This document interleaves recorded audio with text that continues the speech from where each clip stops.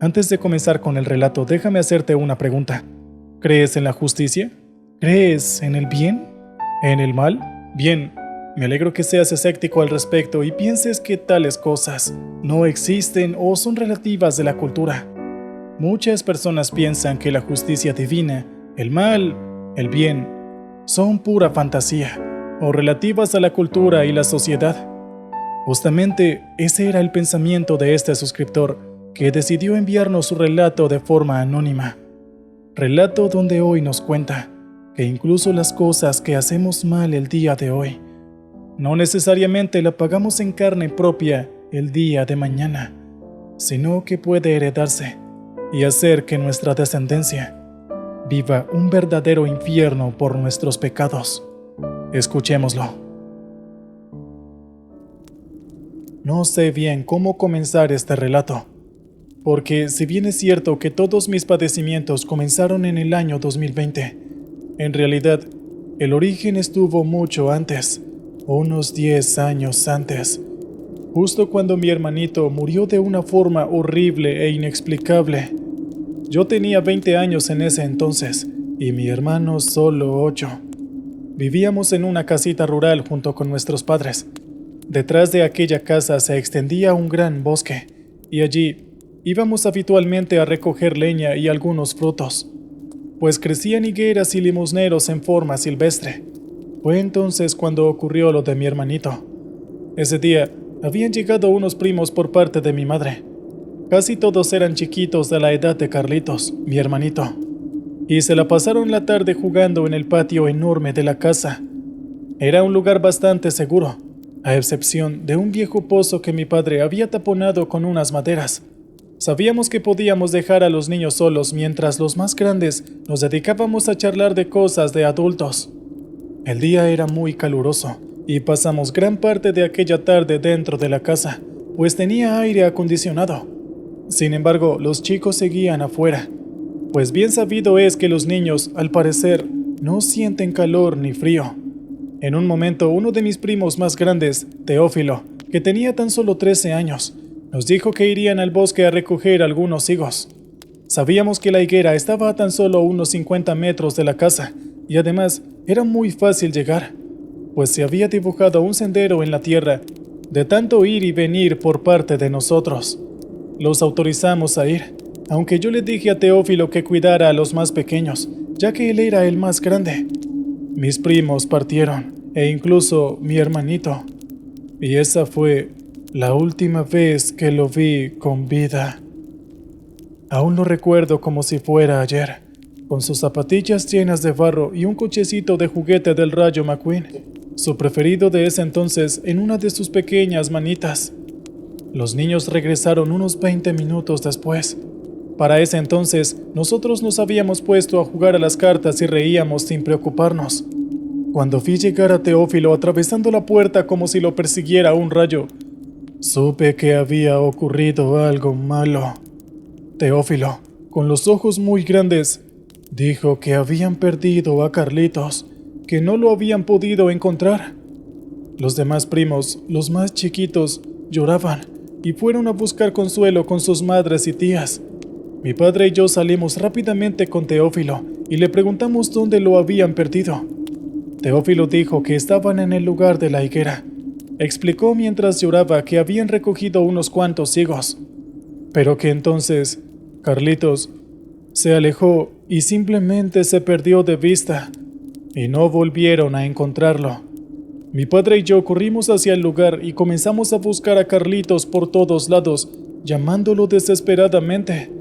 Pronto se unieron nuestros demás familiares, mi madre, mis tías e incluso mi abuelita, quien a duras penas caminaba con un bastón. Los chicos habían quedado encerrados en la casa al cuidado de mi tía Alba. Mi padre llamó a la policía y yo creo que en ese entonces nadie pensaba en algo grave, pues si bien el bosque era bastante grande, era imposible que Carlitos se hubiese alejado tan rápidamente. Teófilo no paraba de llorar. Él decía algo sobre una sombra, pero pensamos que se refería a las sombras de la higuera. Además, el día estaba terminando y la noche comenzaba a invadir el bosque. Pasaron unos 30 minutos y no podíamos encontrar a Carlitos. Nos dispersamos por el bosque. Mi madre había entrado en crisis y tuvieron que contenerla entre mi abuela y mi tía. Mientras tanto, nosotros buscamos a Carlitos por todos lados. Mi padre sabía leer el terreno. Él podía encontrar huellas donde los demás solo veían pasto, piedras o tierra. Él sabía encontrar señales en cualquier parte. La policía llegó algunos minutos después. Comenzaron a interrogarnos y Teófilo volvió a dar su explicación de que solo regresaban de la higuera cuando Carlitos se perdió. Entonces volvió a repetir la palabra sombra. Hasta entonces yo no le había prestado atención, pero esta vez quise abandonar el asunto y le pregunté a qué se refería con la sombra. Le pregunté si era la sombra de un árbol o de la higuera, pero él solo dijo que una sombra se había salido de debajo de la higuera y había aferrado a Carlitos por la cara, envolviéndolo como si fuera una capa. Eso despertó la curiosidad de la policía, quienes siguieron interrogando a Teófilo. Creo que en ese momento comenzaron a creer que mi hermanito había sido raptado por algún vagabundo o un sujeto que andaba por el bosque. Llegaron más policías que inmediatamente comenzaron a rastrear el terreno, sobre todo alrededor de la higuera. Para ese entonces ya había caído la noche y nos iluminaban con linternas. Mi madre había quedado en la casa y estaba acostada, pues un paramédico le había inyectado un sedante para que se calmara. A eso de las 12 de la noche, mi padre encontró un rastro de Carlitos. Era parte de su jersey que había quedado enganchado en unos espinos. Mi padre alertó a la policía y comenzaron a buscar en aquella dirección. Nos habíamos adentrado unos 2 kilómetros en el bosque y yo ya estaba muy asustado, pues me daba cuenta de que si mi hermanito Carlos había podido caminar tanto en tan poco tiempo, entonces podíamos tardar mucho en encontrarlo. Para colmo, en aquel lugar del bosque habían muchos barrancos y ciénagas. No era un lugar llano, sino que tenía muchos desniveles. Incluso había pozos enormes, pozos que se habían hecho hacía mucho tiempo, de forma natural, por algún río o laguna ya seca.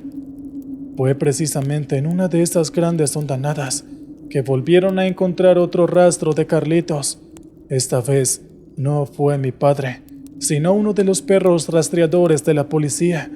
Se trataba del cochecito de juguete de Carlitos, el del Rayo McQueen. Estaba hundido en el barro y había perdido una de sus ruedas. La policía recogió esta muestra y la metió dentro de una bolsa de plástico. Poco tiempo después, nos encontramos con algo que nunca hubiésemos esperado. Estaba debajo de unos árboles y por un momento mi padre se quedó mirándolo, como si no comprendiera o como si intentara encontrarle alguna explicación a lo que estaba iluminando con su linterna. Se acercó al lugar y yo lo seguí. Entonces, cuando vi de qué se trataba, un escalofrío me recorrió la espina dorsal. Por un momento pensé que estaba en una especie de sueño, porque ahí, debajo de aquellos árboles de enormes raíces, se encontraba una caseta de perro. Bastó mirarla bajo la luz de la linterna para darnos cuenta de que no se trataba de cualquier caseta de perro, sino de una especial. Yo la recordaba perfectamente. Mi padre la había construido hace ya unos años para un perro que tuvimos, un perro que se llamaba Visco, pues tenía este defecto en los ojos. Era una caseta hecha con madera que tenía un techo de tapas lisas. Mi padre la había pintado de amarillo con una pintura que le había sobrado luego de pintar el granero. Incluso había escrito unas palabras sobre la puerta, palabras que decían Visco. Pero como mi padre no era muy bueno con la ortografía, había puesto Visco con S en vez de Z. Nosotros lo habíamos dejado así porque en cierta manera nos causaba gracia, aunque por supuesto nunca nos burlamos de nuestro padre. Luego de que Visco muriera, lo enterramos en el patio trasero y la caseta se perdió. Creo que se fue desarmando poco a poco por la acción de la lluvia y del tiempo. Primero quedó el armazón, pues las chapas las había retirado mi padre para construir alguna otra cosa, quizás para reparar la carretilla o algo así. Luego Este armazón también se fue desarmando y al final solo quedó la base que algún día mi padre incendió junto con otra basura de la casa. Yo estaba seguro de que ese había sido el destino de la casa del perro. Sin embargo, al verla en medio de aquel bosque otra vez, como si alguien hubiese decidido reconstruirla, me hizo creer que estaba soñando. Solo que eso no era lo peor. Ojalá hubiese sido lo peor. Mi padre se acercó un poco y luego cayó de rodillas frente a la puerta abierta de la caseta. Yo también intenté acercarme, pero él me lo impidió con un movimiento de su mano, mientras lloraba y llamaba a los demás policías. Es algo que siempre agradecí a mi padre. Yo en ese entonces, como he dicho anteriormente, tenía solo 20 años, pero nunca hubiese estado preparado para ver a mi hermanito muerto allí dentro. Solo alcancé a ver una manita pequeñita que se asomaba por la puerta, y ese recuerdo es el último recuerdo que tengo de mi hermano. Esa manita, en realidad, era un puñito cerrado que aferraba los restos de unas raíces. Parecía como si mi hermanito hubiese sido arrastrado, y él hubiese intentado defenderse sujetándose a algo, a cualquier cosa que encontrase, ya sea una rama o una raíz de algún arbusto. Eso es todo lo que vi. La policía llegó de inmediato y sacaron el cuerpo de mi hermanito, pero yo no vi demasiado porque mi padre me había llevado. Me había apartado del lugar mientras lloraba sobre mi hombro.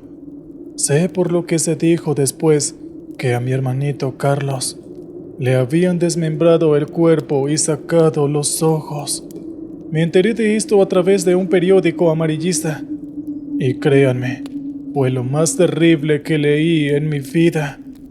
Desde ese entonces, odio a los periódicos por su afán de vender historias, aun sabiendo que pueden herir de muerte a los familiares de las víctimas. La muerte de mi hermanito causó, como era de esperarse, una gran conmoción en mi familia. Mi madre se sumergió en una crisis depresiva y comenzó a tomar pastillas, y mi padre se dio a la bebida. Poco tiempo después mi abuelita falleció, y creo que lo hizo por el dolor que sentía por la muerte de su pequeño nieto. La policía buscó a aquel asesino que le había quitado la vida a mi hermano. Yo mismo durante muchos días vagué por el bosque con el rifle de caza de mi padre en la mano, dispuesto a tomar venganza por cuenta propia. Por supuesto, ni mi padre ni mi madre lo sabían. Caso contrario, jamás me hubiesen dejado acercarme al bosque. En cuanto a mi primo Teófilo, él tuvo que ser internado en un hospital psiquiátrico, porque luego de esa noche, nunca pudo recuperarse. Él tenía pesadillas por las noches y alucinaciones durante el día. Decía que veía aquella sombra de la higuera y que ahora salía por los rincones de la casa. Él nunca aceptó la explicación de un asesino. Él siempre aseguró que a Carlitos lo asesinó algo que no era de este mundo. Algo que vagaba por los bosques y que tenía una oscuridad que podía enloquecerte. Los años fueron pasando y de alguna forma la familia logró salir adelante, aunque claro, nunca fue lo mismo. Mi madre siempre tuvo problemas con sus pastillas y mi padre se fue marchitando poco a poco. La fuerza lo abandonó y ya no quiso salir con sus trabajos de carpintería. Pidió la jubilación al gobierno y vivió con su pensión hasta sus últimos días. Yo, mientras tanto, hice lo que pude con mi vida. Mis padres querían que yo siguiera estudiando, pero sinceramente no podía hacerlo. Mi capacidad de concentración había quedado reducida a la nada misma, así que decidí ganarme la vida como trailero. No era la profesión ideal que había soñado, pero me permitía solventar mis gastos y tener algún tipo de capacidad de ahorro para, en un futuro, poder comprarme un terreno y así a comenzar a edificar mi casa. Además, me gustaba el trabajo. Me permitía internarme en mis pensamientos mientras escuchaba música, sin otra preocupación que guiar el camión por el camino correcto. Durante 2 años efectué este trabajo y creo que fui uno de los mejores traileros.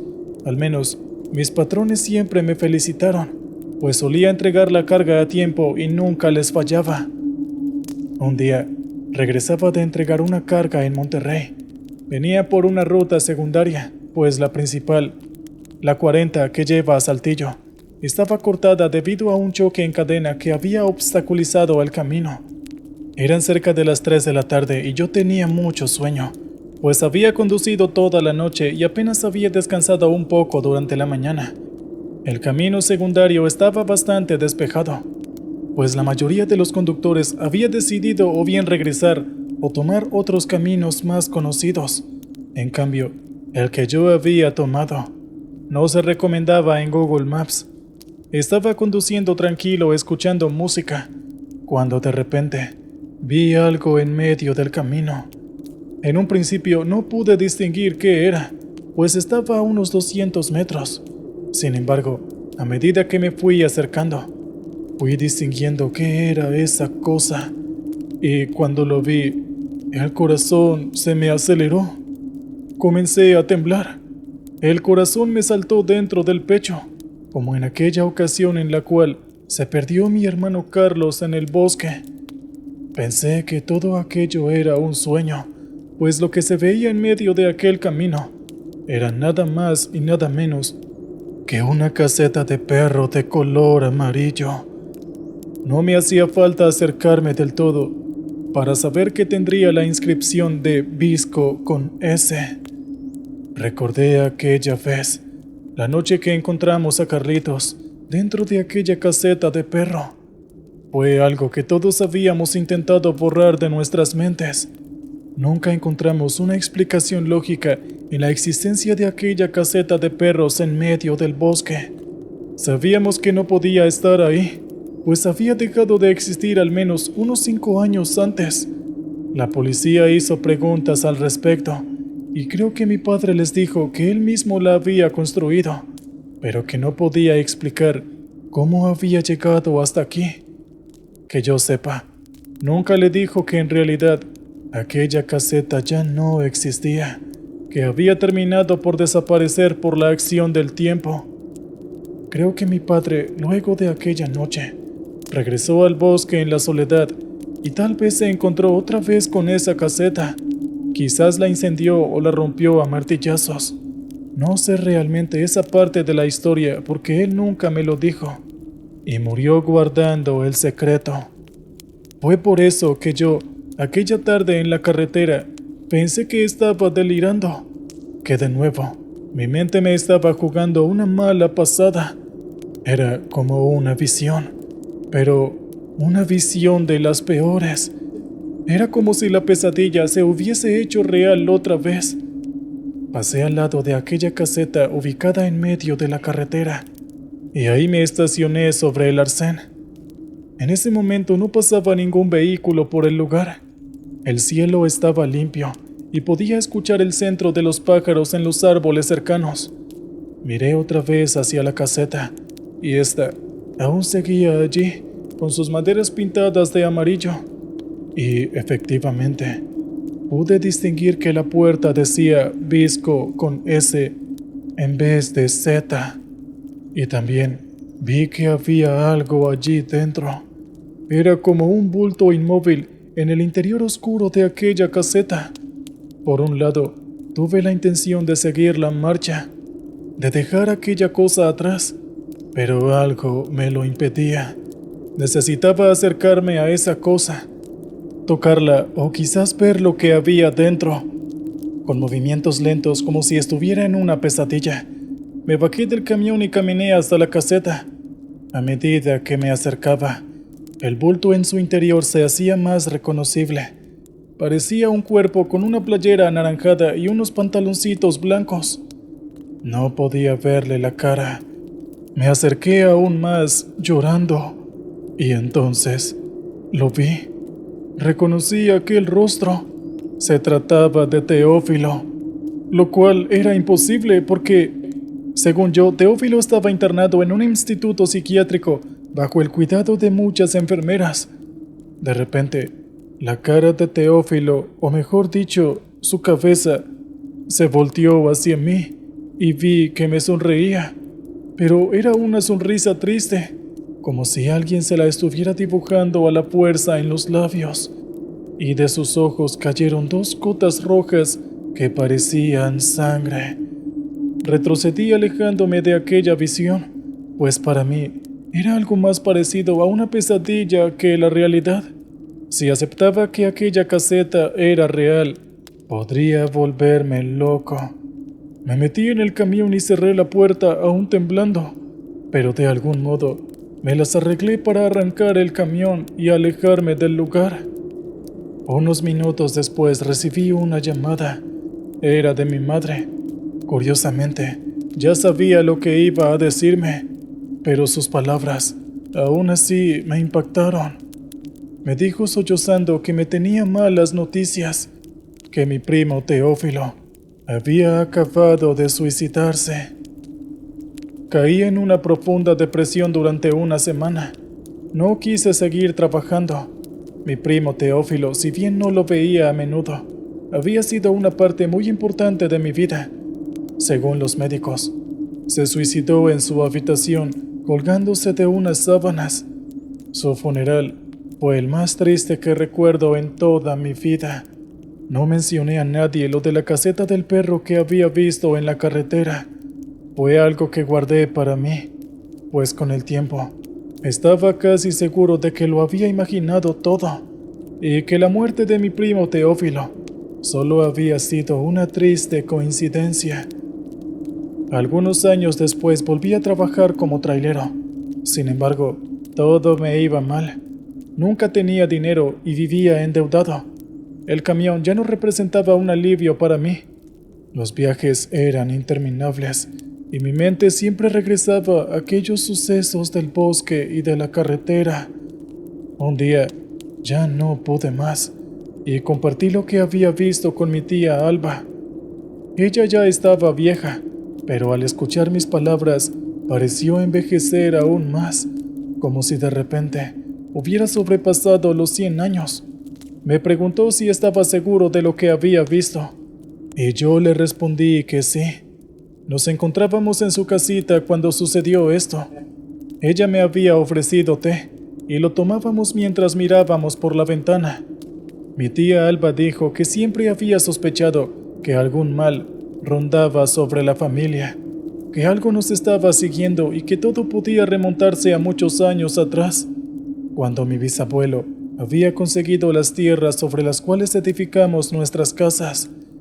Ella contó que mi bisabuelo no había sido un buen hombre y que había estafado a unas cuantas familias pobres para que le entregaran sus tierras a cambio de muy poco dinero. Al parecer, alguien nos había echado una maldición y desde entonces nos perseguía. Recordó todas las tragedias familiares de los últimos años. La de mi hermanito y Teófilo no eran las únicas. Antes habíamos tenido muertes por accidentes, otros suicidios y enfermedades que habían acabado con varios miembros de la familia a edades muy tempranas. Casi todos estos familiares eran bastante lejanos para mí, pues nuestra familia era muy numerosa. Mi bisabuelo había tenido 10 hijos y mi abuelo otros 8, quienes a su vez tuvieron más hijos. Calculaba que en total mi familia debía constar de 50 o más miembros. No todos éramos cercanos. Algunos se habían mudado a otras tierras. Otros habían emigrado a Estados Unidos. El grupo con el que yo frecuentaba no eran más de 7 u 8, contando a mis tías y algunos primos. Mi tía Alba dijo que estaba segura de que aquella sombra que Teófilo había visto antes, ella misma dijo que la había visto varias veces, siguiéndonos a todos lados. Sin embargo, nunca lo había mencionado por temor a asustarnos. No sé si fue por sus palabras o qué, pero algunos días después yo mismo comencé a ver a esa sombra. La vi por primera vez en el baño de mi casa mientras me afeitaba. De repente, al inclinar la cabeza hacia el espejo, vi algo moviéndose detrás de las cortinas de la ducha. Era del tamaño de un hombre. aunque sabía que no había nadie más en la casa. Corrí la cortina y no encontré a nadie, pero luego de ese suceso, el agua del baño comenzó a salir con un olor a podrido.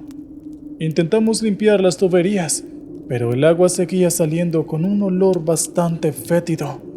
Tanto mi madre como yo comenzamos a bañarnos en la casa de mi tía, y ella nunca nos preguntó nada. Era como si hubiese comprendido lo que nos estaba sucediendo. Una semana después, conducía mi camión por la autopista de noche. La autopista estaba congestionada, por lo que me sentía acompañado. Sin embargo, mi percepción cambió cuando vi que el vehículo se detenía frente al mío. A través de la ventana, vi un rostro pálido. Parecía el de una niña, aunque estaba muy borroso, a pesar de que los cristales del vehículo estaban completamente limpios.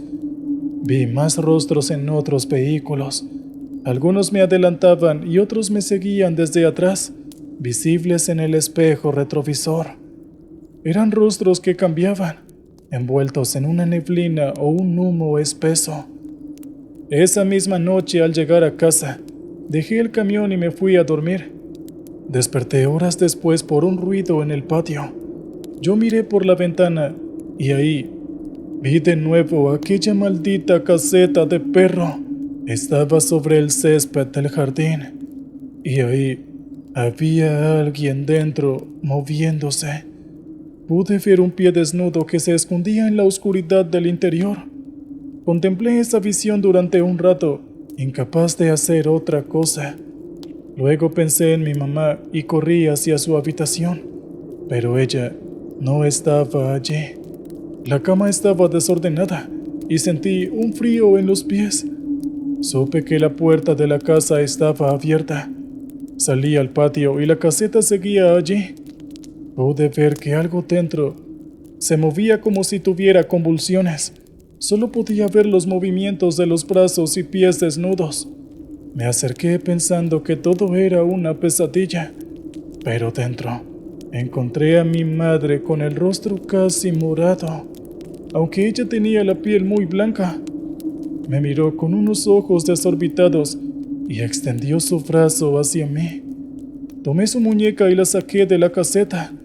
Hacía ruidos extraños con su boca y supe que se estaba asfixiando. Le abrí la boca, pero no vi nada. La levanté y le hice la maniobra de Heimlich. Y después de un rato, mi madre expulsó algo que aún me ocasiona pesadillas.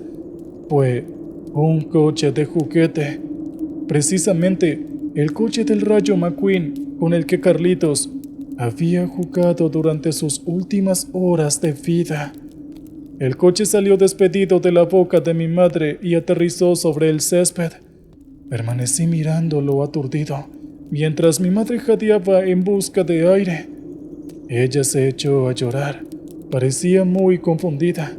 Yo le pregunté qué hacía allí, por qué se había metido dentro de esa caseta, pero ella no supo responder. Tampoco tenía una explicación para lo del juguete de Carlitos.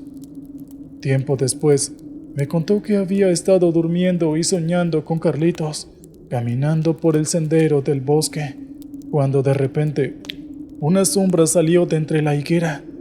Carlitos intentó correr, pero la sombra lo envolvió como si fuera una nube. Fue el mismo relato que Teófilo había dado. Estoy seguro de que mi madre nunca lo había escuchado, pues mi padre y yo nos aseguramos de que esa versión nunca llegara a sus oídos. Mi madre dijo que sintió que la sombra también la rodeaba a ella, y ahí fue cuando comenzó a ahogarse. Quedó inconsciente, y lo siguiente que recordó fue que yo estaba a su lado, ambos parados en el jardín, después de que yo le hiciera la maniobra de Heimlich. Nos metimos en la casa y cerré las puertas con seguro, aunque sabía perfectamente que el mal que nos acechaba no podía ser detenido con cosas materiales. Pasamos el resto de la noche en el living, acurrucados unos con otros sobre el sofá, mirando la televisión sin ver. No quisimos hablar del juguete de Carlitos que había salido de la boca de mi madre. Yo me dormí cerca del amanecer Al día siguiente ni el cochecito ni la caseta del perro estaban en el jardín. Sé que esto es un relato muy extraño, pero hay testigos de todo lo ocurrido. Mi padre vio la caseta del perro al igual que mi madre. Mi tía vio a la sombra que, según ella, nos seguía a todos lados. Lo último que tengo que decir al respecto es que mi madre y mi tía realizaron una especie de ritual. No sé qué hicieron exactamente aquella tarde, ni de dónde obtuvieron el conocimiento para hacerlo. Solo sé que unos meses después, mi tía Alba murió de una enfermedad cardíaca, y mi madre la siguió algunas semanas después. Estoy seguro de que sus muertes estuvieron relacionadas con aquel ritual que realizaron, intentando salvar a nuestra familia. Sea lo que hayan hecho, funcionó, al menos parcialmente, porque jamás volví a ver nada extraño en mi casa, y mucho menos a esa caseta del perro. Creo que todo aquello fue una alucinación diabólica, una presencia que nos asusta y debilita poco a poco, induciéndonos lenta y constantemente hacia la locura. He leído mucho sobre el tema y sé que el mal actúa de maneras inesperadas, enfocándose en nuestras debilidades y mostrándonos nuestros recuerdos más dolorosos.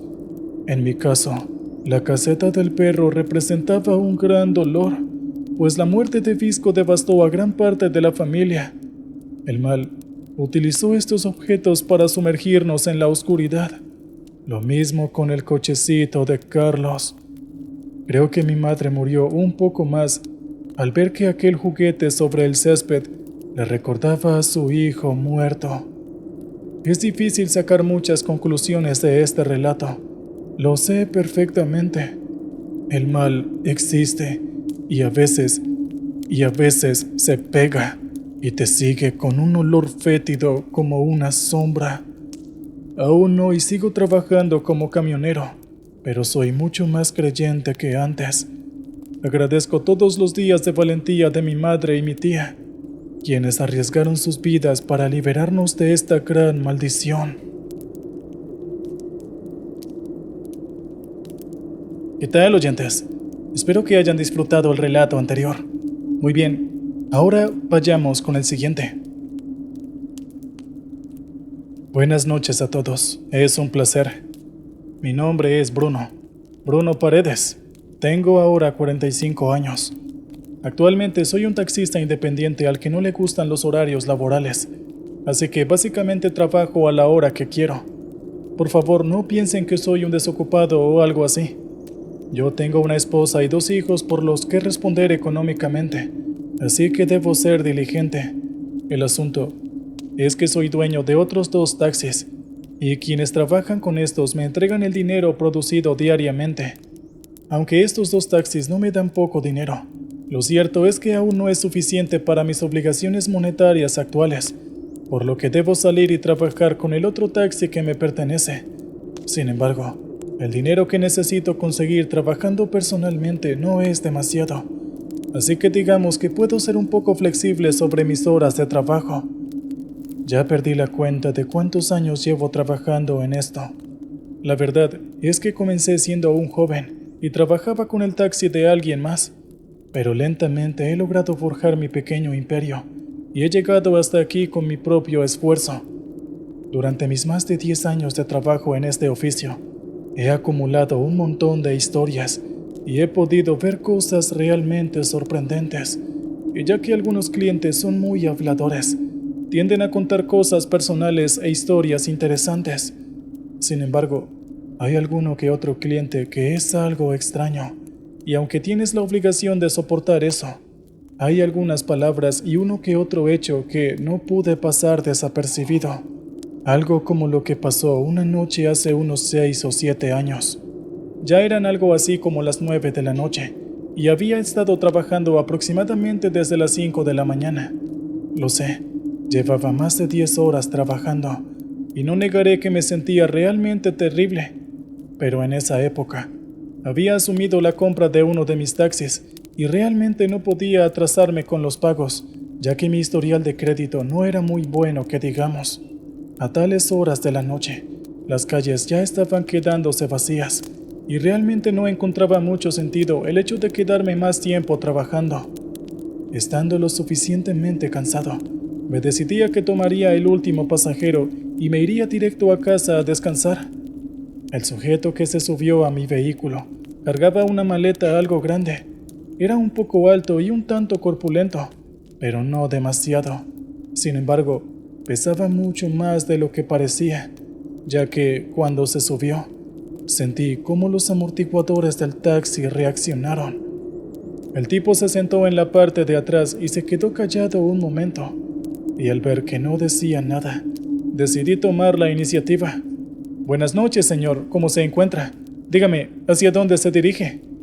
Sin embargo, parecía como si el tipo hubiese tenido un mal día, porque de inmediato me respondió con un grito diciendo que donde fuera él no era de su incumbencia, lo cual no puedo negar que me molestó muchísimo, y yo me quedé viéndolo fijamente mientras no hice ningún esfuerzo por ocultar mi expresión de tal molestia. Unos segundos de silencio incómodo después, el sujeto se disculpó y me dijo que había tenido un día difícil, y luego me dijo hacia dónde quería que lo llevara. Cuando el sujeto se subió, quería que fuera un viaje agradable, pero después de eso no estaba ni mínimamente interesado en establecer alguna conversación con él. Sin embargo, el tipo pensaba todo lo contrario. Imagino que era únicamente para no tener aquel silencio incómodo, pero sus intentos eran realmente patéticos y mis respuestas eran totalmente secas. Al final, empezó a contarme historias acerca de su trabajo, y fue ahí cuando mi piel se empezó a erizar. Inicialmente él me dijo que trabajaba como vendedor en un almacén de muebles, y ahí a menudo se encontraba con clientes realmente molestos. Según lo que él dijo, hubo uno en particular que en serio lo sacó de quicio, pues realmente era todo un maleducado. Por cómo estaba contando las cosas, pensé que si realmente había un cliente así, era realmente admirable que haya soportado todo eso y no lo hubiera golpeado o algo así.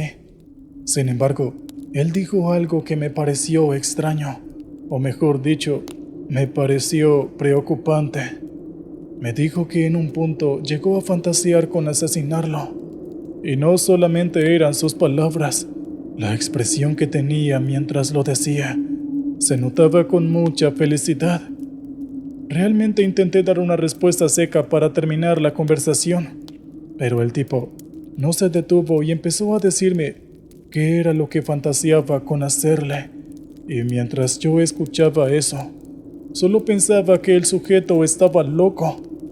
Los detalles fueron tan explícitos que mi estómago se empezó a revolver, pero el desquiciado, en la parte de atrás de mi taxi, no se detenía por más de que le dijera que no quería saber más. No pude evitar que terminara de contarme su enferma fantasía, y sintiéndome aliviado, le dije que al menos imaginar eso le había servido para desahogar toda la ira que tenía contenida, y su respuesta me dejó helado. Me dijo que no solamente estaba imaginándolo, sino que en realidad ya estaba planeándolo, y lo dijo de la forma más casual posible. Pero eso no fue lo peor. Remató con aquella frase, diciendo que aquel era el día en el que iba a llevar a cabo todos sus planes. Para ese entonces ya estaba muy asustado, y no sé por qué razón, pero le pregunté si me estaba pidiendo que lo llevara a aquel lugar para ejecutar su plan.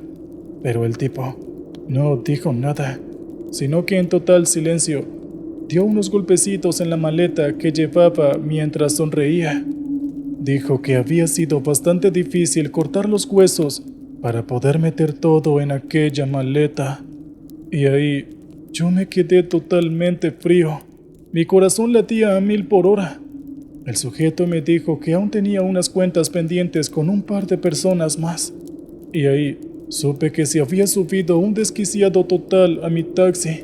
Si aquella persona me estaba contando esto, eso solo podía significar una cosa: que no planeaba dejarme con vida una vez que llegásemos a su destino. Era obvio que no quería dejar ningún testigo de sus actos.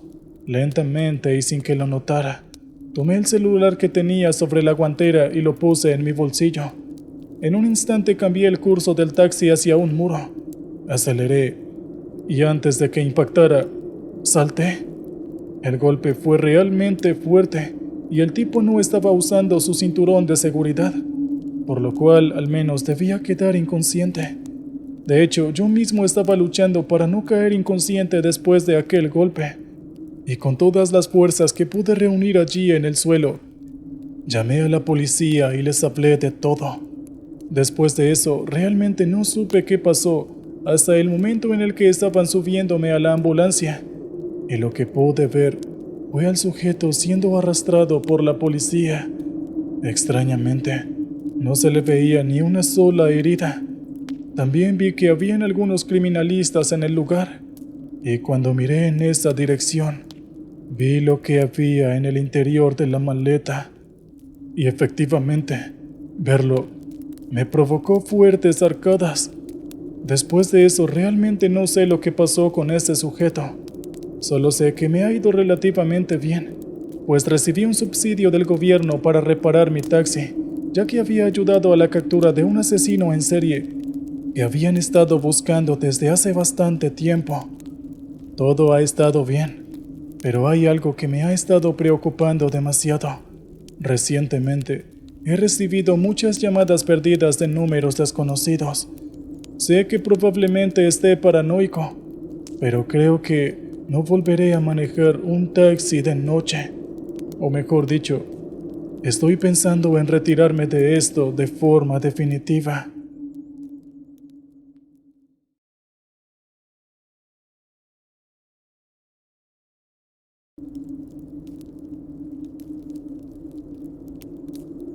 Creo que para todos es más que claro que la tranquilidad y la seguridad no tiene precio.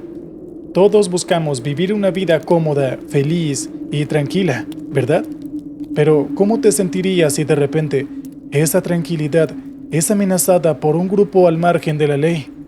¿Qué harías en este caso? ¿Qué estarías dispuesto a hacer para garantizar la seguridad de tu familia? Bien, justamente esta es la historia que nos quiere contar David, un maestro que pasó de tener una vida tranquila con su familia a vivir un verdadero infierno.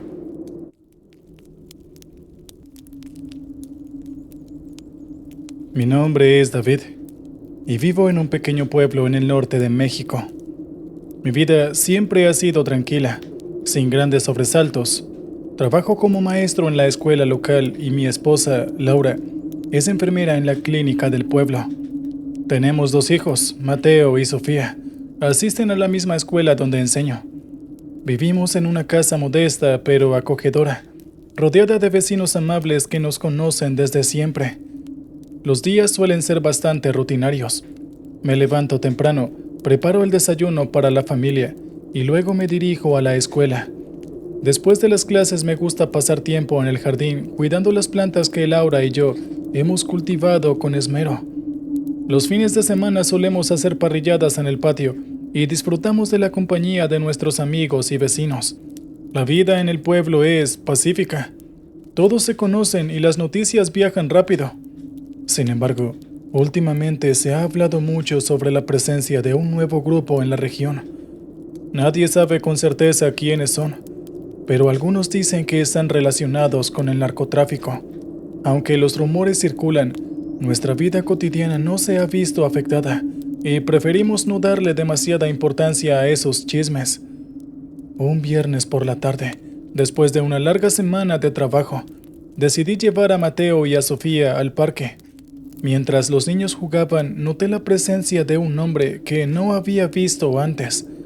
Estaba sentado en un banco observando a la gente con una mirada penetrante. Vestía ropa sencilla y parecía esperar a alguien. No le presté demasiada atención y seguí vigilando a mis hijos. Al poco rato, el hombre se acercó y se sentó a mi lado. Me saludó con un asentimiento de cabeza y me preguntó si podía ofrecerle un cigarrillo. Le respondí que no fumaba, y eso pareció sorprenderle. Se presentó como Ricardo, Dijo que era nuevo en el pueblo. Charlamos un rato sobre cosas triviales, como el clima y la vida en la región. Me comentó que estaba buscando trabajo y que había oído que la escuela necesitaba personal de mantenimiento. Le di algunas recomendaciones y le deseé buena suerte. Ricardo parecía un hombre normal, pero había algo en su mirada que me inquietaba. Sus ojos eran fríos, como si estuviera siempre evaluando a la gente a su alrededor. A pesar de ello, intenté no prejuzgarlo y seguir con mi vida. A medida que pasaban los días, comencé a notar cosas extrañas en el pueblo. La primera señal fue la desaparición de algunos perros callejeros. Los niños del vecindario también mencionaron haber visto autos desconocidos rodeando por la noche. Laura y yo pensamos que podría tratarse de algún tipo de vigilancia policial, aunque no se mencionaba nada en las noticias locales. Una noche, mientras regresaba a casa después de una reunión en la escuela, vi a Ricardo nuevamente. Estaba parado en una esquina hablando con dos hombres que no reconocí. Al notar mi presencia se despidieron rápidamente y se dispersaron. Sentí un escalofrío al pasar junto a ellos, pero decidí no darle demasiada importancia. Sin embargo, al llegar a la casa le conté a Laura lo que había visto. Quizás sea mejor no involucrarnos en nada raro, me sugirió. Solo mantengamos la cabeza baja y sigamos con nuestras vidas. Le di la razón y tratamos de no pensar de más en ello. Una tarde, mientras estaba en el aula corrigiendo exámenes, recibí una llamada de Laura. Su voz estaba temblorosa y me dijo que alguien había dejado una nota en la puerta de su casa. Sabemos quién eres. No te metas en lo que no te importa. Inmediatamente me invadió el pánico. Sabía que esto no podía ser una simple broma. Al llegar a la casa encontré la nota en la mesa de la cocina. Estaba escrita con letras recortadas de una revista, justo como en las películas. Miré a Laura y a los niños, tratando de no mostrar el miedo que sentía. No podíamos permitir que esta amenaza afectara a nuestra familia. Decidimos no mencionar la nota a nadie y mantenernos alerta. Durante las siguientes semanas fui más cuidadoso con mis movimientos y observaba atentamente a la gente a mi alrededor. Ricardo seguía apareciendo de vez en cuando, siempre con esa mirada fría. Aunque nunca lo vi hacer nada sospechoso, no podía sacudirme la sensación de que estaba relacionado con lo que nos estaba ocurriendo. Un día, mientras volvía del mercado, vi a Ricardo hablando con un grupo de hombres en un callejón. Me escondí detrás de un contenedor de basura y escuché su conversación. Mencionaron nombres que no reconocí y hablaban de envíos y pagos. Entonces, comprendí la magnitud del problema en el que podría estar metido nuestro pueblo. Ricardo no era un simple trabajador buscando empleo. Estaba profundamente involucrado en el narcotráfico. Esa noche le conté todo a Laura. Decidimos que teníamos que hacer algo, pero no sabíamos a quién acudir. Las autoridades locales podían estar involucradas, o peor aún, podrían no hacer nada por miedo. Estábamos solos en esto. Finalmente tomamos una decisión. Teníamos que proteger a nuestra familia a toda costa. Así que empezamos a considerar la posibilidad de mudarnos a otro lado, lejos de los peligros que acechaban en nuestro tranquilo pueblo. No sería fácil dejar atrás a nuestros amigos y la vida que habíamos construido, pero la seguridad de nuestros hijos era lo más importante. Sin embargo, antes de que pudiéramos hacer cualquier plan, ocurrió lo inesperado. Una noche mientras dormíamos, escuchamos un fuerte ruido en la puerta principal. Me levanté rápidamente y fui a ver qué pasaba. Al abrir la puerta, encontré a Ricardo ensangrentado y pidiendo ayuda. Había sido herido y apenas podía ponerse en pie. Lo dejé entrar y lo llevé al sofá. Laura, con su experiencia como enfermera, comenzó a atender sus heridas. Ricardo, con voz débil, nos dijo que había tratado de salirse del grupo, pero que lo habían castigado por intentarlo. Nos suplicó que no lo entregáramos a la policía. y prometió contarnos todo lo que sabía. Ricardo nos confesó que el grupo para el que trabajaba era responsable de varias desapariciones y asesinatos en la región. Nos dio nombres y detalles que confirmaban nuestros peores temores. Le prometimos que lo ayudaríamos, pero a cambio, necesitábamos que nos dijera cómo protegernos y a quién podíamos acudir. Esa noche, nuestra percepción del mundo cambió por completo. Supimos que no podíamos confiar en nadie más que en nosotros mismos. Ricardo se quedó con nosotros unos días mientras se recuperaba, pero sabíamos que no podíamos mantenerlo oculto por mucho. La presión aumentaba y la presencia de aquellos hombres se hacía cada vez más notoria en el pueblo. Unas semanas después, Ricardo nos dijo que había una persona de confianza en la ciudad vecina, alguien que había sido parte del grupo pero que había logrado salir y ahora ayudaba a otros en situaciones similares. Nos dio su contacto y nos pidió que nos fuéramos de inmediato. No teníamos otra opción. Empacamos nuestras cosas rápidamente y en la oscuridad de la noche dejamos el pueblo. Mientras nos alejábamos, miré por última vez el lugar que había sido nuestro pueblo durante tantos años. Sabía que no podríamos regresar, pero sabía que estábamos haciendo lo correcto por nuestra familia. Llegamos a la ciudad vecina y contactamos a la persona que Ricardo nos había mencionado. Era un hombre mayor llamado Manuel, que vivía en una casa modesta a las afueras de la ciudad. Nos recibió con cautela, pero al escuchar nuestra historia y ver las heridas de Ricardo, supo que hablábamos en serio. Manuel nos ofreció un lugar donde quedarnos temporalmente, mientras nos ayudaba a buscar un lugar seguro. Nos explicó que el grupo del que habíamos huido tenía tentáculos en muchos lugares, pero que él conocía algunos sitios donde estaríamos a salvo.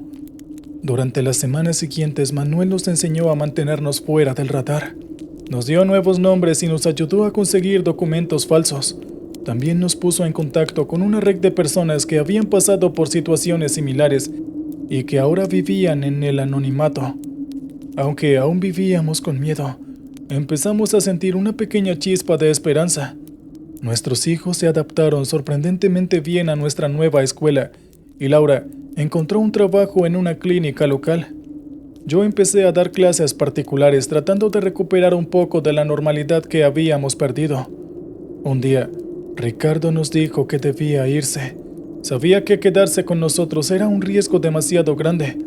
Nos agradeció por nuestra ayuda y nos prometió que algún día encontraría la manera de pagar la deuda que tenía con nosotros. Se despidió y desapareció en la noche, llevándose consigo los fantasmas de su pasado. Aunque ahora estábamos a salvo, la amenaza nunca desaparece por completo. Vivimos con la constante vigilancia, siempre alertas y preparados para huir de nuevo si es necesario. Sabemos que el peligro sigue ahí, acechando en la oscuridad, pero también sabemos que tenemos la fuerza para enfrentarlo juntos. Esta experiencia nos cambió para siempre. No somos la familia inocente que solía vivir en un pequeño pueblo, pero ahí no acaba la historia. Después de que Ricardo se fue, empezamos a notar que las cosas no eran tan normales como pensábamos. La primera señal fue una serie de sueños perturbadores que comenzaron a afectar a toda la familia. No sé si era estrés postraumático o qué demonios era eso, pero en mis sueños veía figuras oscuras que susurraban mi nombre. Siempre despertaba sudado y con un miedo aterrador de que a mi familia y a mí le ocurriera algo. Laura también empezó a tener sueños similares. Una noche me contó que había soñado con un hombre sin rostro que se paraba al pie de nuestra cama mirándola fijamente. Mateo y Sofía comenzaron a despertarse en medio de la noche, gritando que alguien los observaba desde la ventana. Al principio pensamos que eran efectos del estrés y el miedo por lo que habíamos vivido, pero pronto se hizo evidente que algo más estaba sucediendo. Una noche, mientras veía televisión en la sala, escuché un ruido proveniente del pasillo, y al salir, Vi una sombra moviéndose rápidamente hacia la habitación de los niños. Corrí detrás, pero no encontré nada. Mateo y Sofía estaban profundamente dormidos. Laura también había escuchado el ruido y vino corriendo. Nos miramos en silencio, sabiendo que ambos habíamos visto lo mismo. A partir de ese momento, las manifestaciones se hicieron más frecuentes. Objetos que cambiaban de lugar, susurros en la oscuridad y sombras que se movían por la casa. Sabíamos que no podíamos continuar así que le contamos a Manuel todo lo que estaba sucediendo. Él nos escuchó atentamente y luego nos confesó algo que nos heló la sangre. El grupo del que huíamos no solo era un grupo que estaba relacionado con el narcotráfico, sino que al parecer también practicaban rituales oscuros, justo como una secta, y habían hecho pactos con fuerzas malignas.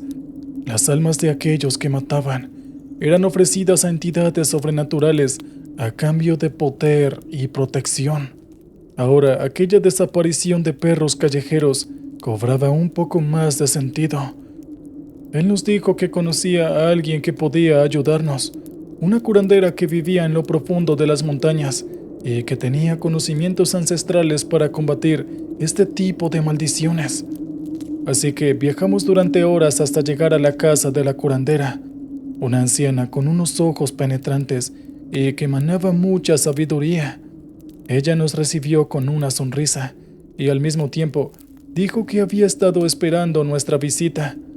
Al escuchar nuestra historia, asintió y nos dijo que debíamos realizar un ritual de purificación para romper el vínculo con las entidades malignas. Esa noche, alrededor de una fogata, la curandera recitó cánticos en un idioma que no entendíamos. Nos hizo beber una poción amarga y luego marcó nuestras frentes con una mezcla de hierbas y cenizas. Sentíamos un calor intenso y una luz brillante nos envolvió. Fue una experiencia aterradora, pero al mismo tiempo liberadora. Al regresar a casa, las maldiciones disminuyeron, pero sabíamos que el peligro aún no había pasado por completo. Una noche, mientras todos dormían, fui despertado por un grito desgarrador. Corrí hacia la habitación de Mateo y Sofía y vi una figura oscura que intentaba alcanzarlos. Sin pensar me lancé hacia ella y sentí un frío extremo al atravesarla.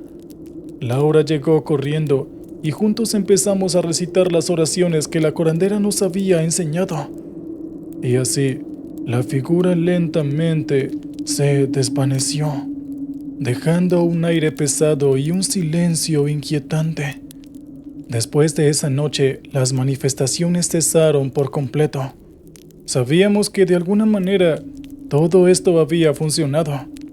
Con el tiempo encontramos un nuevo hogar donde pudimos empezar de nuevo. La casa estaba rodeada de naturaleza y alejada del bullicio de la ciudad. Aquí nos sentíamos seguros y en paz. Aunque el recuerdo de aquellos días oscuros nunca se desvanecerá por completo y siempre estamos en guardia y atentos a cualquier signo de peligro.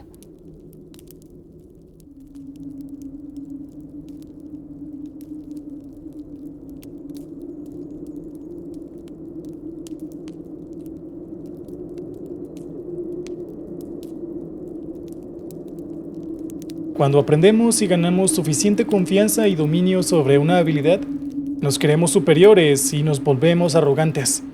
No aceptamos los consejos de las personas que claramente tienen más experiencia que nosotros, y a menudo tendemos a ignorar todas las voces que no sean la nuestra.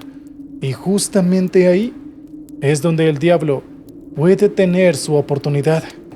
Este crudo relato de José nos va a poner los pelos de punta. Buenas noches para todos. Mi nombre es José. Soy trailero. Y quiero contarles una historia que me sucedió poco tiempo después de comenzar en esta profesión que amo tanto. Mi padre, Dios lo tenga en su santa gloria, fue trailero desde muy pequeño. Él me llevaba a muchos de sus viajes aun cuando mi madre se oponía y se preocupaba por mí. Ella decía que yo era muy chico para andar haciendo esa vida de adulto, pero la realidad era que yo le insistía tanto, pero tanto para que me dejara ir, que ella terminaba torciendo el brazo y permitiéndome acompañar a mi padre. Los viajes largos en los que debíamos dormir 1 o hasta 2 noches en el camión eran mis preferidos. Mi padre me enseñó desde aquellos primeros días los detalles del oficio, y mucho antes de que tuviera la edad permitida. Mi padre me dejaba conducir por cortos trechos en las carreteras menos transitadas. Ni bien pude sacar el registro y terminé los estudios secundarios, comencé a insistirle a mi padre para que me consiguiera un puesto en la empresa, y como todos me conocían no tuve que esperar demasiado. Rápidamente comencé a destacarme tanto por mi responsabilidad como por mis cualidades en el manejo, y cometí un pecado habitual de la juventud. Me volví arrogante. Creí que ya sabía todo sobre la profesión y las carreteras del país, y cuando uno entra en esa vorágine egocéntrica, lo primero que hace es dejar de escuchar. Uno se enamora de su propia voz y las demás las escucha lejanas y ausentes. Todo lo que te dicen te suena estúpido u obvio, y lo peor de todo es que en esos casos se aprende a los golpes. Mitos y leyendas sobre las carreteras hay miles. Ustedes, si son asiduos en este canal, lo saben mejor que yo. Esas historias llenaron mi vida desde muy pequeño, cuando mi padre se juntaba a cenar con sus amigos. Todos traileros, compartían anécdotas y experiencias. Yo, haciéndome el disimulado, escuchaba todas y cada una de sus palabras, siempre fascinado y aterrado en partes iguales. Entre esas historias estaba la de la carretera 29, la voz del diablo. Una mañana estábamos desayunando en la casa, mi madre, mi padre y yo. Ninguno de los dos teníamos viaje programado para ese día. Recibí una llamada de la empresa. Uno de nuestros compañeros de trabajo había sufrido un desperfecto mecánico en su camión y había quedado varado. El problema era que necesitaba llegar al puerto a tiempo, ya que transportaba mercadería para importación. Y si el barco se iba sin esa mercancía, la empresa tendría muchos y serios problemas. Me pedían si por favor podía ir a auxiliarlo. Yo acepté de inmediato. Debo reconocer que sentía cierto orgullo por haber sido la primera opción para solucionar una problemática. Estudié la zona en el mapa de carreteras, buscando el camino más rápido para llegar a donde estaba mi compañero. Rápidamente encontré la mejor opción, pero en ese momento sentía que una mano se apoyaba en mi hombro. Era mi padre. Por la 29 no, me dijo. Por más que parezca el camino más corto, por más que te ahorres unos cuantos kilómetros, por más que te obligue a dar un rodeo mucho más grande, por la 29 no, me dijo mi padre en tono serio. Yo le dije en tono despectivo que no era para nada supersticioso, que no creía en aquellas leyendas, y mucho menos en esas pavadas, que lo único que quería era poder cumplir con mi trabajo. Pero él me obligó a mirarlo a los ojos, me aferró por ambos hombros y me hizo prometerle que no tomaría la carretera 29. Había algo muy especial en su mirada, algo que me obligó a no discutir más y a prometérselo. Pero como les dije al principio, yo era un tonto arrogante, y ni bien puse un pie fuera de la casa, me olvidé de las promesas y de la extraña mirada de mi padre. Después de casi 2 horas de viaje, luego de atravesar el puente que cruzaba por encima del río Negro, y después de girar en la rotonda y tomar la segunda salida a la izquierda, me adentré en la carretera 29. Tenía que recorrer por ella una treintena de kilómetros hasta enganchar el empalme a la carretera 44, y allí ya estaría muy cerca de alcanzar a mi compañero. La 29 no era muy distinta a cualquier otra carretera de aquella zona. Estaba flanqueada por un sinnúmero de árboles que en aquella parte del año estaban completamente pelados. Eran como esqueletos grises de extremidades delgadas que se agitaban con la brisa. A su alrededor El piso estaba cubierto por las hojas secas, dándole una tonalidad amarronada a todo el paisaje. El cielo se había cubierto de nubes, había tomado un color plomizo que poco a poco se iba oscureciendo. Supe que la lluvia no tardaría en llegar. Y ahí fue cuando me di cuenta de que la voz del diablo puede hablar de más de una forma. Conmigo comenzó utilizando mi propia memoria. Sin siquiera darme cuenta, mientras conducía disfrutando de la tormenta otoñal y el amparo que la calefacción me daba del aire helado de afuera, a mi memoria comenzaron a llegar todos y cada uno de los recuerdos más tristes de mi vida. Cada momento desdichado, por más pequeño o irrelevante que fuera, cada decepción, cada pena, todo volvía a mi cabeza una y otra vez. Obviamente mi ánimo cayó al suelo, y más de una vez me encontré mirándome en el espejo, con los ojos brillosos y preguntándome cómo había logrado en ese entonces superar alguna u otra situación. Fue como si el gris oscuro del cielo se me fuese metiendo dentro. Perdí el entusiasmo. Ya no me sentía orgulloso de mis logros. No me importaba que me hubiesen contratado tan joven, que me destacaran en la empresa, que me hubiesen elegido como primera opción para esta urgencia. Ya nada de eso tenía valor para mí. Me sentía desdichado, deprimido. Automáticamente ese estado de ánimo afectó mi modo de conducir. Bajé la velocidad y me movía despacio por la carretera, casi que por obligación. No sentía deseos de continuar, aunque tampoco de detenerme. Estaba vacío. El diablo había preparado su terreno. Me había bajado las defensas y dejado permeable para que, ahora sí, pudiese filtrar su dañina voz. Primero fue un susurro, suave pero claro. Un susurro que comenzó a decirme que mi vida era una verdadera mentira, que nunca había hecho nada bueno, y si no, que revisara una por una toda esa montaña de desdichas y tristezas, los exámenes que había desaprobado, los sueños que no había cumplido, todas las chicas que me habían rechazado. El diablo en mi cabeza bordó un telar hiriente y lastimoso, con el cual me envolvía. Sus palabras susurradas eran como puñaladas arteras, hilos helados que me clavaban en la carne, pero sobre todo en el alma. Así, herido como estaba, el diablo decidió que era hora de utilizar otra de sus armas preferidas y habituales: la mentira. Su voz dejó de ser un susurro sutil y artero. Ganó presencia en mi cabeza.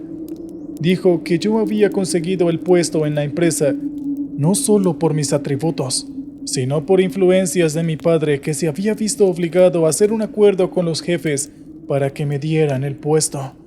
Y se reían de mí a mis espaldas. Dijo que mi padre no lo había hecho por amor, nada más lejano, sino que estaba harto de escucharme parlotear en la casa, y que además sabía que si no lo conseguía él, era imposible que otra empresa me diera el trabajo. Dijo que mi padre estaba convencido de que yo no servía ni para trailero, ni para ninguna otra cosa. Que mi madre maldecía a Dios todas las noches porque el estúpido de su hijo había sido igual de perdedor que su padre.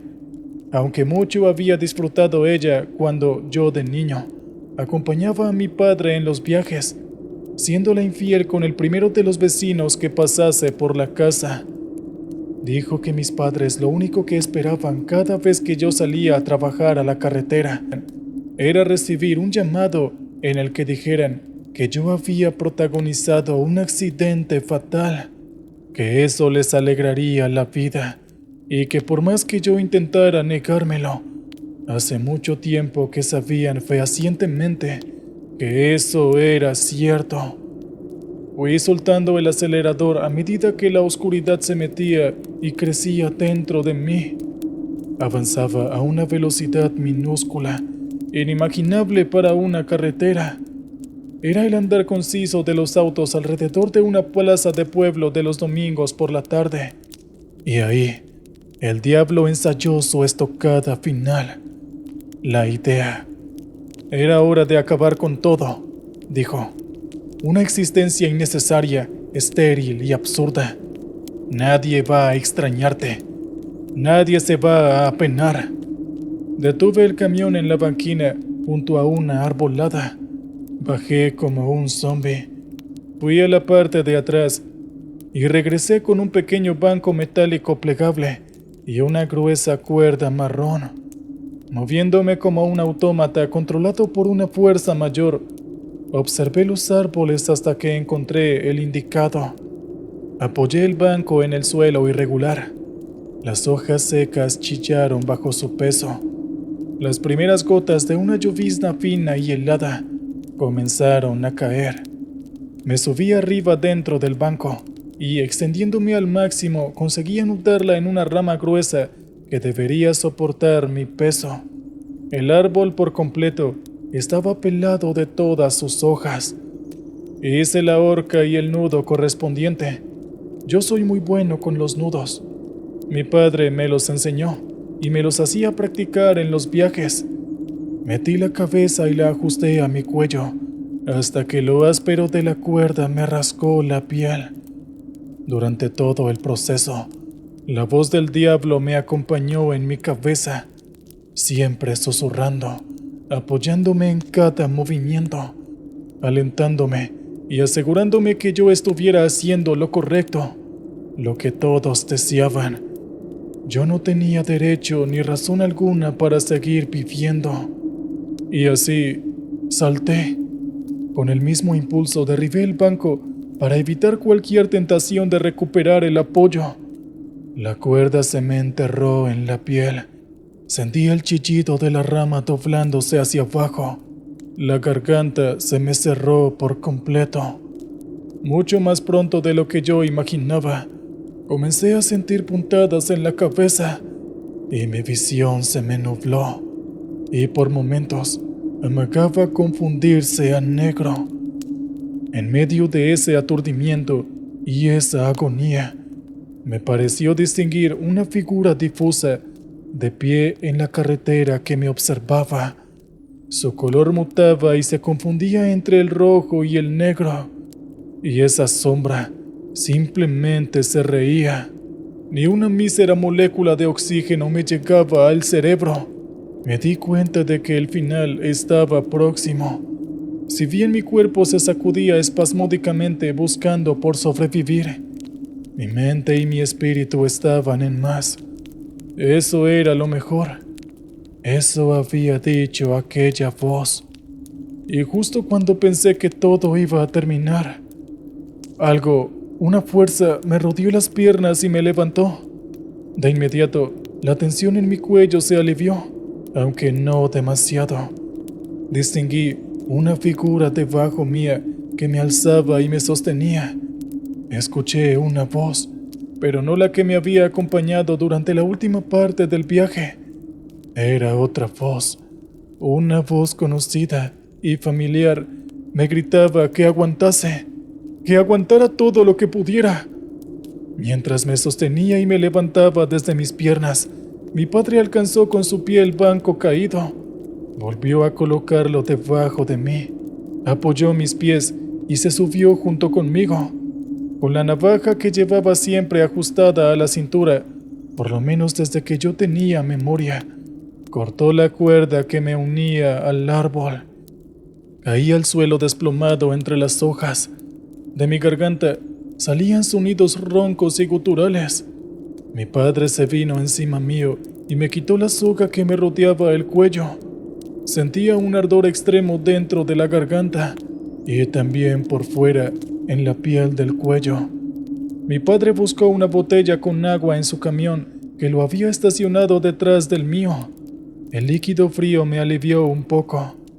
Tenía la cabeza embotada y con una sensación extraña, como si me hubiese despertado de una pesadilla. Yo no entendía por qué estaba ahí. No entendía por qué había hecho eso. Jamás había evaluado la posibilidad del suicidio, y con un escalofrío recorriéndome todo el cuerpo, recordé la voz. Mi padre me cargó en mi camión, tomó las llaves y arrancó el motor. Dio media vuelta y regresamos por el pedazo de carretera que yo había recorrido. Él dejó su camión allí. Dijo que después volvería a buscarlo. Mientras regresábamos, más de una vez lo vi taparse los oídos, sacudirse la cabeza, golpearse la frente y negar constantemente. Supe que él, mucho más sabio y experimentado que yo, estaba combatiendo contra la voz del diablo. Cuando dejamos la carretera 29 atrás, ambos sentimos un gran alivio. Mi padre detuvo el camión y ambos nos fundimos en un largo abrazo. Como les decía al principio, muchas lecciones en la vida se aprenden solo a los golpes. Aquella vez, yo casi pago con mi vida por mi propia arrogancia. Y entendí que Dios nos dio dos oídos por algo. Por más seguros que nos sintamos de nosotros mismos, nunca tenemos que dejar de escuchar a los demás, sobre todo a las personas de mayor experiencia que nosotros, y más todavía si son quienes nos aman. Los ancianos son las personas más sabias que hay, y no porque sean más viejas, sino porque han cometido más errores y en consecuencia han aprendido de cada uno de ellos. Es así como en los relatos transmitidos de generación en generación se encuentra la sabiduría de quienes han vivido mucho antes que nosotros. No se trata solo de historias, sino de la manera en que esas historias nos moldean, nos educan y nos preparan para enfrentar lo inexplicable. Así que hoy, Agustín nos comparte un relato que le heredó su abuelo. Buenas noches, mi nombre es Agustín. Yo no soy trailero, y espero nunca serlo. No porque me parezca malo ni nada, pero tengo otros intereses. Tengo apenas 16 años, y el que sí era trailero era mi abuelo. Nosotros teníamos una gran relación. Desde que tengo memoria, pasaba los fines de semana en su casa. Teníamos una costumbre. Después de cenar nos acercábamos al fuego del hogar y él me contaba siempre una historia. Mi abuela siempre le pedía que no fuera nada de terror, pero él no podía con su genio y siempre tenía algo guardado en la manga para asustarnos. Así fue como me contó cientos de historias de su época de trailero, cuando pasó más de 40 años recorriendo las carreteras del país, hasta que se jubiló. Yo le insistí muchas veces con que debíamos grabar sus historias, o al menos escribirlas y compartirlas en internet. Pero él no quería saber nada de eso. Nunca se llevó bien con las nuevas tecnologías. Una de mis historias favoritas era la del puente, y se las voy a transcribir por aquí tal cual me la contaba él, ya que, sin que él lo supiera, más de una vez lo grabé en secreto. Bien, empecemos con el relato de mi abuelo. Yo era un jovencito recién casado cuando esto me ocurrió. Mi esposa María ya estaba embarazada de los mellizos, y por eso yo acepté todos los viajes que ofrecían. No me importaba la distancia, ni si se tenía poco descanso entre uno y otro. Mi prioridad era ganar todo el dinero posible para que la llegada de mis niños nos encontrara preparados y establecidos. Iba como a mi tercer viaje seguido en pocos días. Me mantenía despierto gracias a mi juventud. Algunas microsiestas de no más de 15 minutos que daba cuando me detenía a comer o a cargar combustible, y a infinitos termos de café que iba recargando en las gasolineras. Así, entre bostezos, llegué hasta el que llaman el puente del espantapájaros. Lo llamaban de esa forma porque cuando uno lo cruzaba en sentido norte-sur, como lo estaba haciendo yo en ese momento, al culminar la curva que lo precedía, se veía la silueta de un enorme espantapájaros en el medio del campo. Era mucho más grande que el tamaño promedio y realmente intimidante. Las malas lenguas y los traileros más viejos Aseguraban que estaba maldito, que traía mala suerte. Yo en aquel entonces no creía demasiado en todas aquellas historias supersticiosas, y cansado como estaba, no tenía tiempo ni energías como para andar buscando un camino alternativo. Cuando subí la colina y tomé la curva, me encontré con el espantapájaros. Era realmente grande. Su figura, desgarbada y crucificada, resaltaba con la luna llena de fondo. Al pasar junto a él, pude jurar que en su cabeza vi 2 puntos brillantes, como si sus ojos resaltaran al mirarme. Un frío helado me recorrió el cuerpo, y por primera vez en un buen rato me sentía despierto, sin ningún rastro de sueño o cansancio en mi cuerpo. Un cosquilleo incómodo que quedó rondando el cuerpo. Tomé el acceso al puente. Era una estructura vieja de concreto agrietado y barandas bajas. Acababa de entrar a él, cuando una figura delgada y pálida se materializó de la nada en medio del puente. Di un volantazo para esquivarla, y por poco no chocó el camión contra la baranda. La primera impresión fue que era una mujer, pero cuando detuve el camión y saqué la cabeza por la ventanilla para mirar hacia atrás, ya no había nadie. Me quedé unos segundos aplastado contra el asiento y respirando con dificultad. Me pregunté si quizás no había sido mi mente fatigada la que me había jugado una mala pasada, pero estaba seguro de que no. Yo sabía lo que había visto. Retomé la marcha. No había salido del puente aún cuando se me apareció un hombre corriendo hacia mí. Llevaba una expresión desesperada en el rostro. Yo prácticamente aplasté el camión contra la baranda de la derecha. Él no se apartó ni un poco. Siguió como si yo no estuviera ahí. Pasó a mi lado a centímetros de la ventanilla. Vi su rostro gris, macilento y sufrido. Las manos me temblaban. Me costaba poner el cambio y sostener derecho el volante. No sabía si avanzar despacio o acelerar al máximo. Un miedo helado me dominaba. En el último trance del puente vi la imagen espeluznante de 3 niños pequeños. Estaban sentados sobre la baranda y con expresiones ausentes, de uno en uno, se arrojaban, o mejor dicho, se dejaban caer hacia atrás, hacia el vacío, hacia el cauce del río que corría por debajo. Lo peor era que instantes después volvían a aparecer al lado de sus compañeros. Siempre eran 3, encerrados en un blues infinito de caídas y muerte. Al salir del puente, ya absolutamente convencido de la maldición de aquel lugar, del espantapájaros y todo, creí que las apariciones terminarían, pero estaba muy equivocado. Durante los siguientes kilómetros crucé todo tipo de apariciones, hombres heridos que prácticamente se arrastraban por el asfalto, niños en bicicleta que pedaleaban con todas sus fuerzas, una pareja de mujeres que caminaban del brazo como 2 amigos que daban un paseo mientras compartían los rumores del barrio. Algunas eran más atroces. Vi gente mutilada, un hombre al que le faltaba una pierna, una mujer que se sostenía a sí misma conteniendo una enorme herida en el abdomen, un hombre que cargaba en brazos una mujer sin cabeza, un perro que tiraba de la ropa de una niña desvanecida y ensangrentada.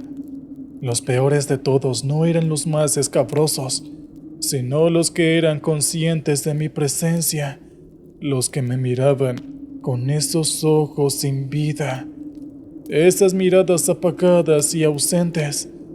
Algunos tendían sus manos hacia mí, más buscando una salvación o un alivio que atacarme. En un momento no pude más. No podía seguir viendo esas imágenes horrorosas. Detuve el camión en la banquina y me cubrí el rostro con las manos. La angustia y el temor me tenían tomado por el cuello. Mi única esperanza era poder resistir hasta el final de la salida del sol, aunque para eso faltaban todavía unas cuantas horas. No sé cuánto tiempo pasó. Quizás fueron unos cuantos minutos o apenas unos segundos, pero unos nudillos golpearon la puerta del camión. El sonido fue como si me trajeran de vuelta al terrorífico mundo real.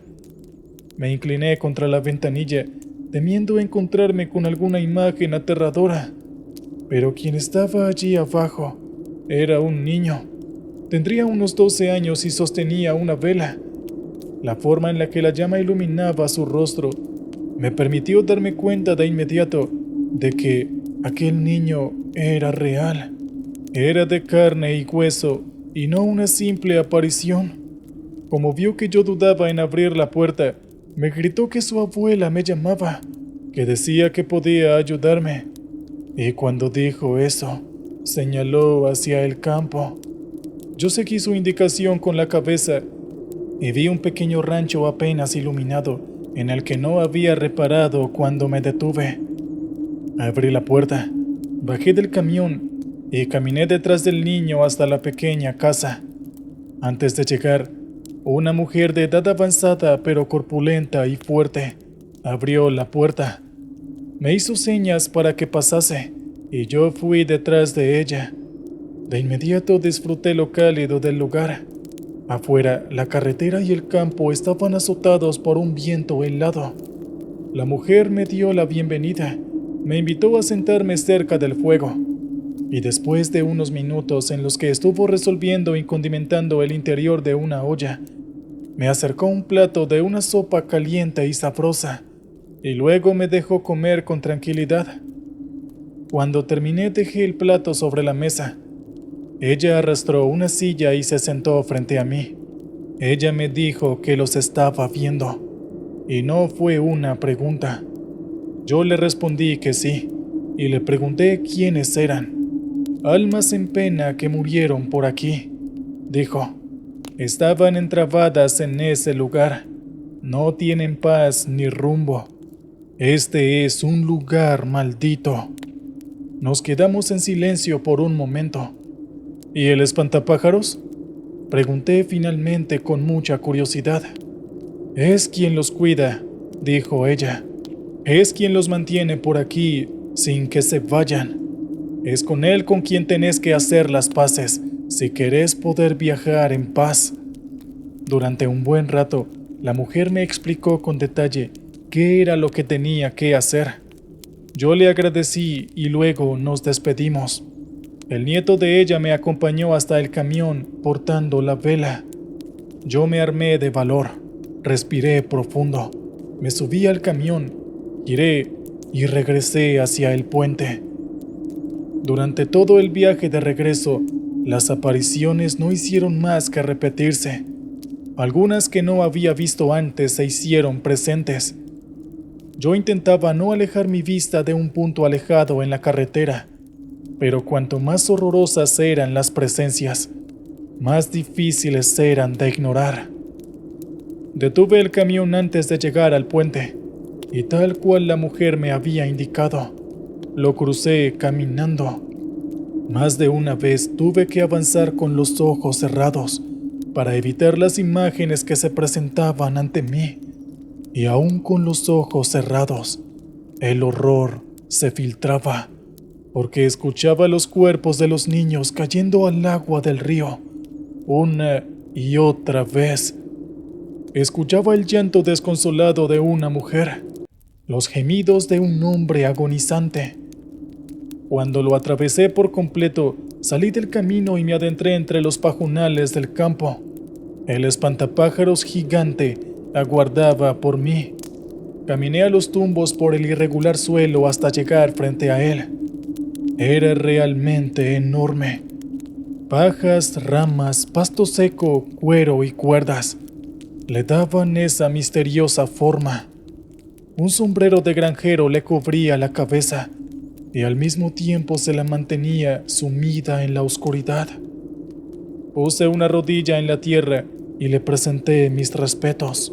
Luego me incorporé. Y como me había indicado la señora, con suma delicadeza, fui quitando pequeñas hebras de paja seca y amarillentas, entre 10 y 15 centímetros. Cuando tuve una buena cantidad en la palma de la mano, arranqué un pequeño trozo de hilo de cuero.